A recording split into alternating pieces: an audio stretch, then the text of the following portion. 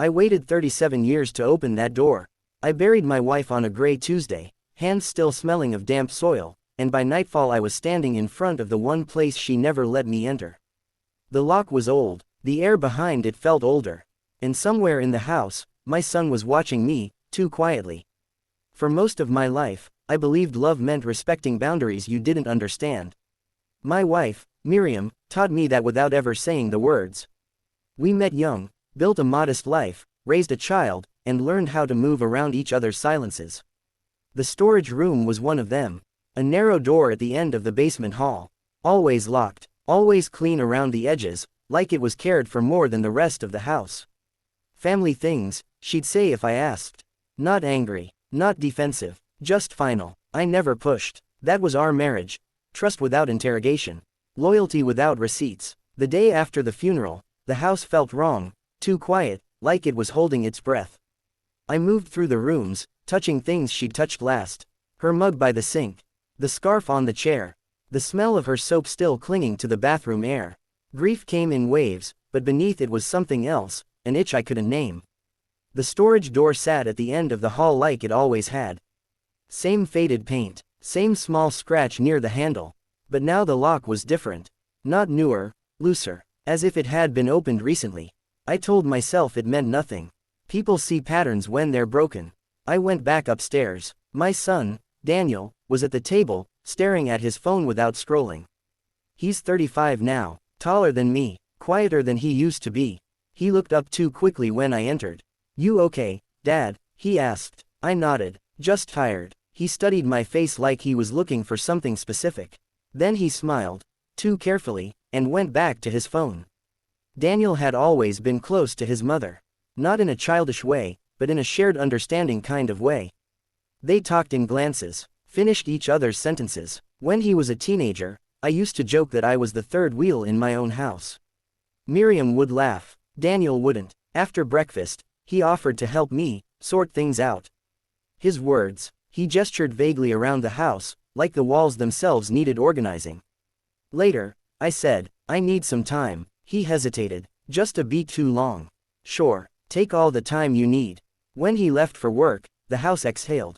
I stood alone at the top of the basement stairs for a long time, hand on the railing, listening to the hum of the refrigerator upstairs. I don't believe in signs, but I do believe in moments when your body knows something your mind hasn't caught up to yet. The basement smelled like dust and old wood. The light flickered the way it always had. At the end of the hall, the door waited. I told myself I was doing this for closure. For understanding. For the kind of peace people talk about at funerals but never explain. The key was in Miriam's jewelry box. I hadn't even known there was a key. It was taped beneath the velvet lining, wrapped in a scrap of paper with her handwriting on it. Not yet. My hands shook as I slid it into the lock. The door opened easier than I expected. Inside wasn't what I imagined. No boxes of secrets, no hidden wealth, just shelves, neatly labeled containers, photo albums, file folders, a folding chair in the corner. Everything organized with a care that felt intimate, almost reverent. I sat down hard on the chair. The first album was thick, leather-bound. Inside were photos I didn't recognize. Miriam, younger than I'd ever known her, standing beside people whose faces had been carefully cut out. Not torn, cut, precise. In some pictures, Daniel appeared, much younger, standing in places I didn't remember us ever visiting. My chest tightened. I flipped through more albums. Calendars with dates circled, notes in Miriam's handwriting, lists of times, addresses I didn't recognize, and again, Daniel's name appeared. Sometimes underlined, sometimes followed by a question mark. This wasn't an affair. It didn't feel like betrayal in the way people expect. It felt planned, managed, like a long-held responsibility. At the back of the shelf was a small recorder. Old-fashioned. I pressed play. Miriam's voice filled the room, softer than I remembered. "If you're hearing this, it means I waited too long," she said. "And I'm sorry for that." I stopped the recording. My heart was racing, not from fear, but from the weight of her voice reaching me from the other side of death. I didn't finish it. I couldn't. Not yet. Upstairs, a door opened. I froze. Footsteps. Slow. Careful. Not the hurried steps of someone who forgot something, but the measured pace of someone checking if they were alone. Daniel's voice drifted down the stairs. "Dad." I didn't answer. The footsteps paused. Then resumed, descending. I stood, heart pounding, and gently closed the storage door, but not all the way. Just enough to hide the light. I don't know why I hid. Maybe some part of me already understood that whatever this was, it wasn't meant to be shared freely. Daniel stopped at the end of the hall. I could see his shadow under the door. You shouldn't be in there, he said quietly. Not Dad, are you okay? Not what are you doing?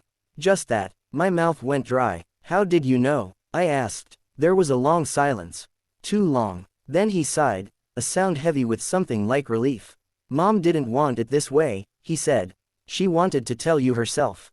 The lock clicked, and that was the moment I realized the door had never really been locked to keep me out. It was to keep the timing right. The lock clicking wasn't loud. It didn't echo. It didn't announce itself the way a moment like that should. It was small, final, and somehow, it sounded practiced. I turned slowly, opening the door the rest of the way.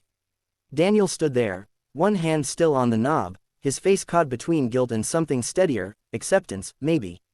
Not fear, not surprise. He'd rehearsed this moment, even if only in his head. You've known, I said. It wasn't a question. He nodded once. For a long time, I stepped back into the room, letting him enter if he chose. He did. He glanced around the shelves, the albums, the recorder, like someone checking on a sleeping child. She didn't want you to find it like this, he said again. She was waiting for the right time. 37 years, I whispered. That was the right time. Daniel swallowed, sat down in the folding chair Miriam had placed there years ago. Years before I knew this room existed. She was afraid, he said. Not of you, of what it would do to you. I wanted to argue, to say my wife had never been afraid of me, that we built a life on honesty. But the evidence surrounded me, neatly labeled, quietly damning.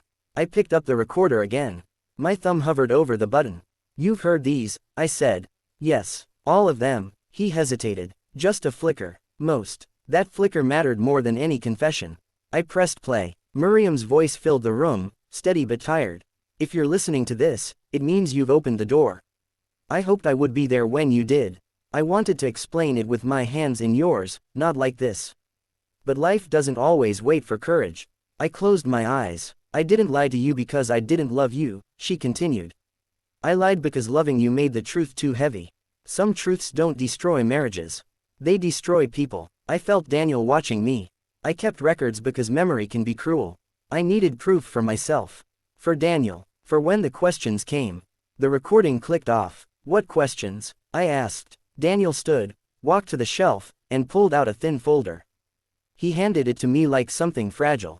Inside were documents, old ones, hospital forms, birth records, names crossed out, dates altered, and one line that made my knees weaken. Father.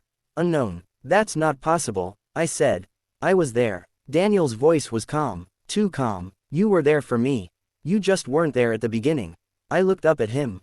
Really looked. The same dark eyes, the same jawline I'd always assumed came from me. But now doubt crept in, whispering its poison. She was already pregnant when she met you, he said. Barely. She didn't know at first. When she did, she panicked. The room felt smaller. She told me when I was 16, Daniel continued. Told me the truth, or most of it. She said you chose us without knowing. And once she knew you'd stay, she couldn't risk losing you. So you let me believe. My voice broke. He didn't interrupt. That hurt more than if he had. She wanted to tell you after I turned 18, he said. Then after college. Then after the wedding anniversary. There was always a reason to wait. And you? I asked. What did you want? Daniel finally met my eyes. I wanted my father. The word landed harder than any accusation. You were my father, he said quietly. In every way that mattered. I didn't want the truth to take that away. I laughed then. A short, broken sound. So you protected me, is that what this was? No, he said. I protected us. I walked past him, back into the hallway, needing air, distance, something solid. My hand brushed the wall, grounding me. You locked the door, I said. Just now. Yes. Why? He followed me but stopped. Short of touching me, because you weren't supposed to hear the last recording alone. I turned back sharply. Last. Daniel nodded. She made one more. After she got sick. My heart thudded. Play it. He hesitated. For the first time, he hesitated openly. She asked me to decide, he said. Whether you heard it at all. And you decided, I said. Yes. The recorder clicked on. Miriam's voice was weaker now. Slower. If Daniel is with you when you hear this, it means he chose honesty over comfort. That was always his burden. If he's not, then forgive him. He's carrying more than he should. I felt tears slide down my face, uninvited and unstoppable. I want you to know, she continued, that nothing in this room changes the life we lived. You were not tricked into loving us. You chose us, every day. That choice is what made you his father. The recording ended. Silence settled between us, not empty, but full. Heavy with everything that had been unsaid for decades. Daniel spoke first. I didn't know how you'd react. I was afraid you'd leave. Or worse, stay and resent me. I thought of every school play I attended. Every scraped knee. Every late night talk. None of it had felt borrowed. You should have told me, I said. Both of you. I know. I looked at my son, and felt grief shift into something sharper, more complicated. Did you ever think about finding him? I asked. Daniel shook his head. She gave me the choice. I chose you. That was the betrayal. Not the lie. Not the room. The choice made without me. I nodded slowly. I need time. I know. I closed the storage door, not locking it this time, and walked upstairs alone. The house still felt wrong. But now I understood why. Some doors aren't locked to keep secrets forever. They're locked to decide who survives the truth.